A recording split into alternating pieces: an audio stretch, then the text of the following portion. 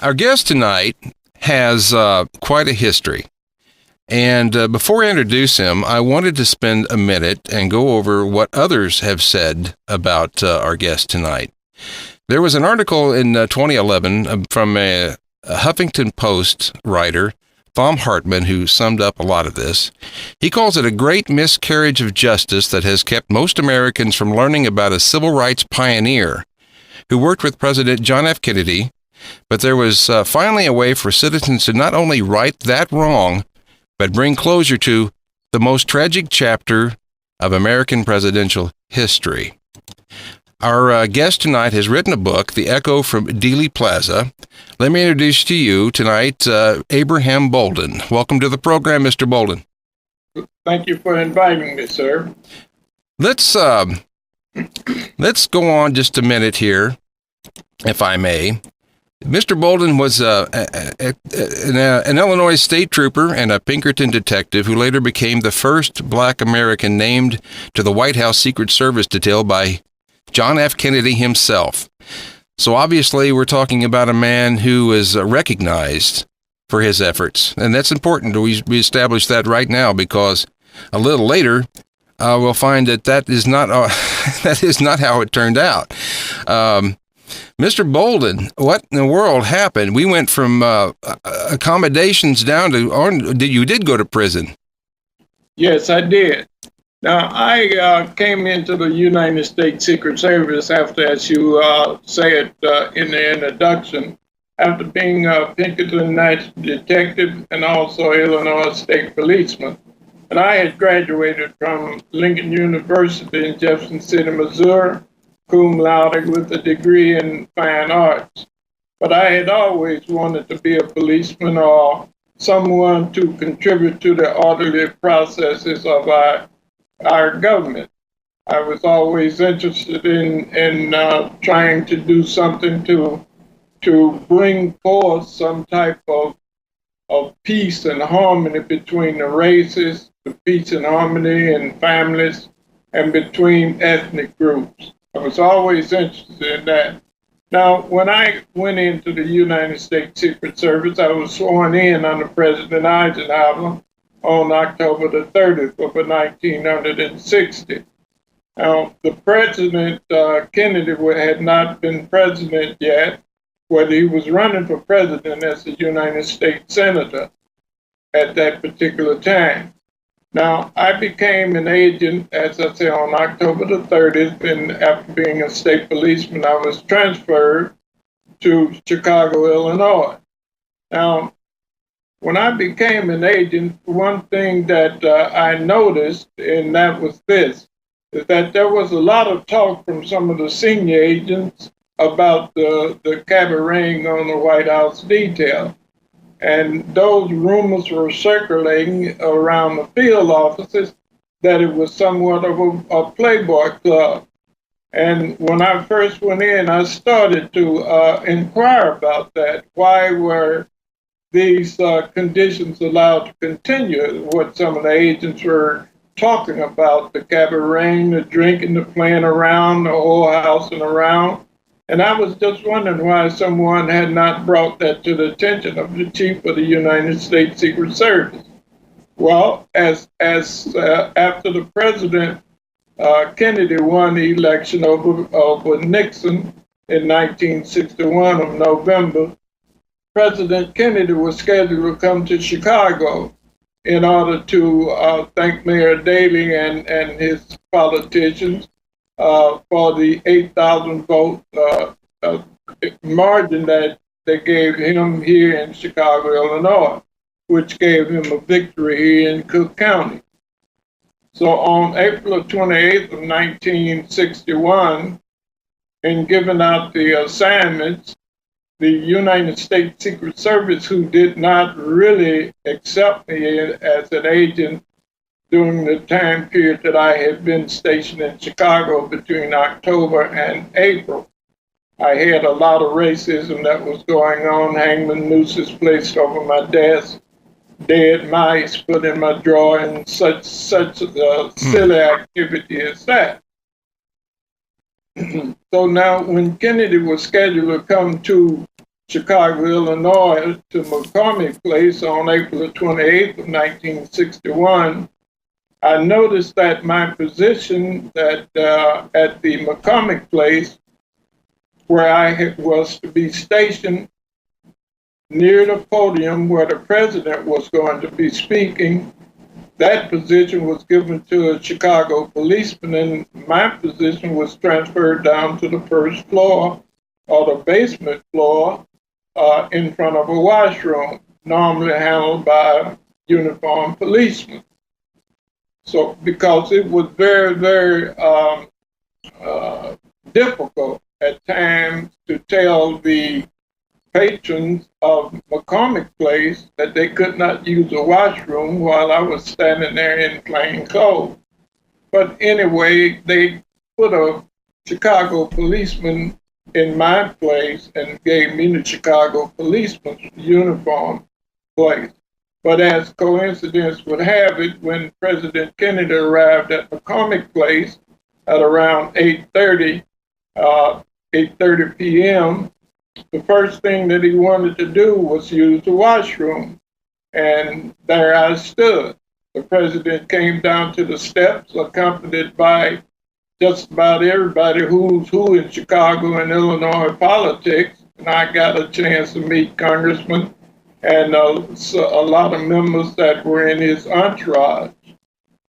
Now, as a president, before he entered the washroom, he stopped right in front of me and asked me if I was indeed a Secret Service agent or a Chicago policeman. I told the president I was a Secret Service agent. I said, I'm a Secret Service agent, Mr. President.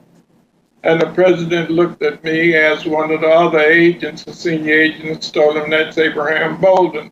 He's a new Secret Service agent here in Chicago.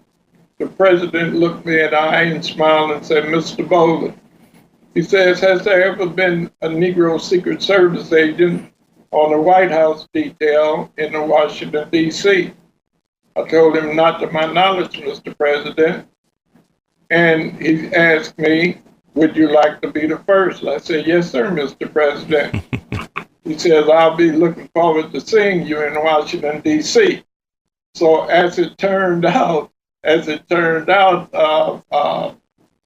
smack in the face turned out to be a historical event for me, in that I got a chance to meet the president, Mayor Daley, and many of the high officials and senators who had accompanied the president to McCormick Place.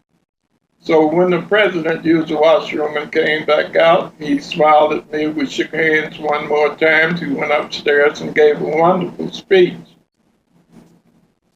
Now, I got a memo from Washington, D.C. that I was to report to the White House detail on June the 6th of 1961. That memo came through the Chief of the United States Secret Service into the field office here in Chicago. So on June the 5th, I took a train. I didn't take a plane. I took a train to Washington, D.C., and I arrived and lived at 7 Logan Circle Northwest. Now, I didn't understand that I was to report for work exactly at midnight on June the 6th, but I got a call from Stu Stout, who was the shift leader, saying that I had to report there on the midnight shift. So I walked over to the White House, and the guard there had my picture. He looked at my picture and everything, and he says, welcome, Mr. Bolden. He says, you're a historical figure. And so I walked up that long walk to the White House and walked from poverty in East St. Louis, Illinois, into the White House and into the American history. That's awesome. Yes, it was awesome. I felt very elated. I felt that I had accomplished something not only for my people, but for all American people.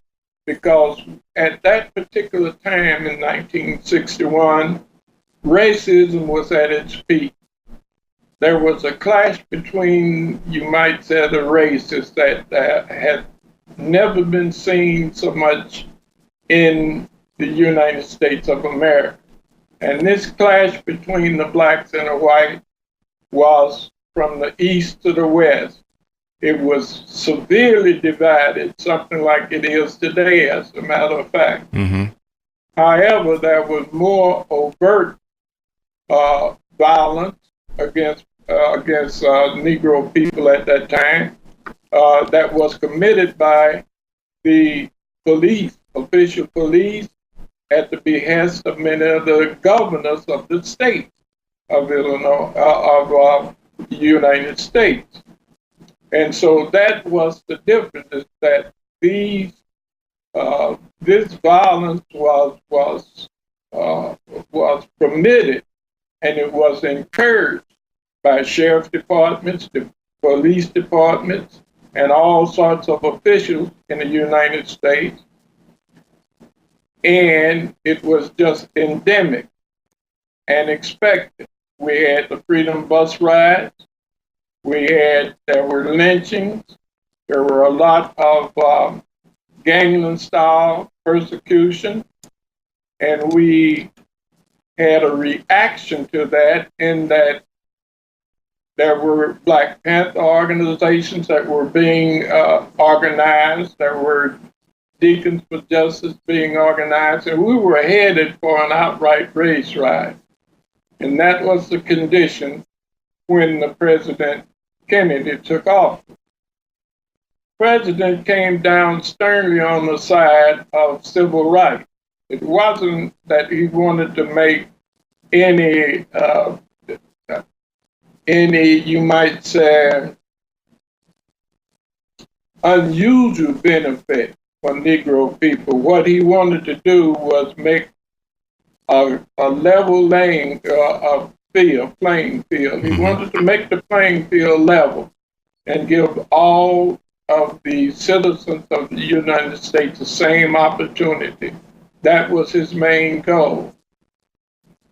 As a result, when I went to Washington, D.C., I was privy of the fact that the President had put out an order that all of the different divisions of the government had to make sure that they were hiring Negro people and that they were giving them the same opportunity as were given other Americans in the United States.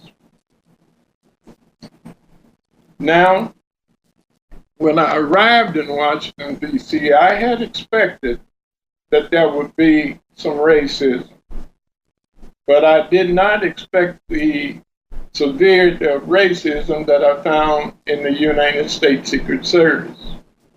That was disappointing to me. Now, as I said, I had came out of Chicago, but I felt that in going into Washington, D.C., that I would come into a higher level of individual, because these individuals were surrounding the President of the United States. I was not yet convinced of what some of the senior agents were saying when they were in Chicago, that the White House detail was composed mainly of hardline drinkers, and that they were playboys, and that they were not really interested in their job.